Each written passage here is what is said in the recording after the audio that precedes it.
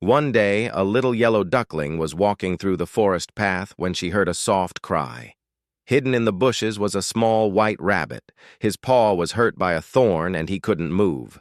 The duckling gently helped him, removed the thorn from his paw, and offered him water from a leaf.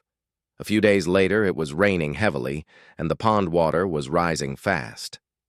The duckling slipped and fell into the water, struggling to stay afloat. Just then, the same rabbit returned. Using a long blade of grass, he reached into the water and pulled the duckling out to safety. The duckling smiled and thanked the rabbit with all her heart. From that day on, their friendship grew stronger, and they spent every day together, sharing joy, adventures, and trust.